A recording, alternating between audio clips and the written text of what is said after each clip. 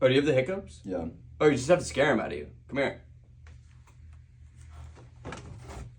You know how your mom always asks you to go to the store with her and you make up some lame excuse like you're tired or you have homework? Well, one of these days your mom's gonna get in an automobile accident and she's gonna die. And it's gonna be on your hands because she's all alone, the groceries are knocking around, pretty soon an orange gets under the gas pedal, and you could have been there with your arm to stop it. And then your sister's gonna get home from soccer practice and she's gonna go, "Hey Ryan, where's mommy? It's 9 o'clock. And parent-teacher conferences aren't for another 2 months, so you can't use that as an excuse." And she's gonna cry all night and you're not gonna have an answer and you're gonna know deep down it's your fault. Okay, I think it worked. Also, your dad has cancer. Oh, no hiccups.